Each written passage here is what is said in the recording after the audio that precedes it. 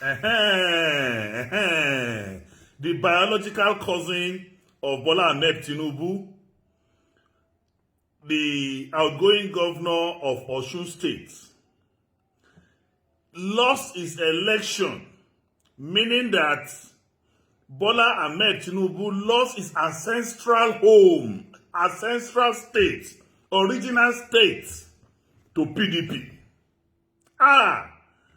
Àti gbé APC relé, àti gbé APC relé, àti gbé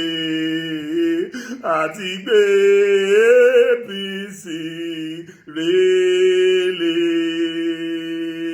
Ilé ló ń lọ tàràrà. Ilé ló ń lọ tàràrà, mọ́tò tó gbé APC. Ilé ló ń lọ tàràrà. Owó wọgbó lọ o, owó wọgbó lọ o. Owó Jagabani Osun State, owó wọgbó lọ. Owó wọgbó lọ. Àwọn tó fi bullion bank gbowó wá, owó wọgbó lọ. Ẹ̀yin kọ́ ló kàn. Ẹ̀yin kọ́ ló kàn. Bẹ́ẹ̀ náwó bẹ́ẹ̀ jẹ gbèsè. Ẹ̀yin kọ́ ló kàn. Kí ló tún kù tí ó sọ?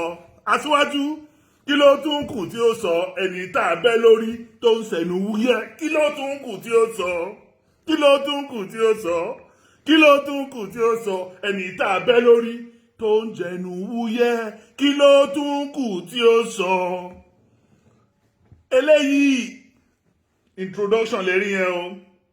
Adeleke, ìwọ náà burú kan ṣá. Adeleke, you are a wicked man. Ó dẹ̀ gbé gbogbo odidi Jagaba.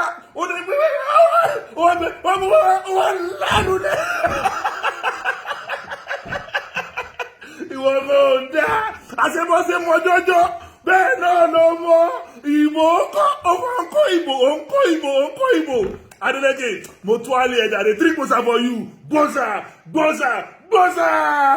3 èyà to àwọn tó sọ pé wọn lọ́kàn ni ó. Àwọn ló sọ pé wọn lọ́kàn 3 èyà for them. Èyà.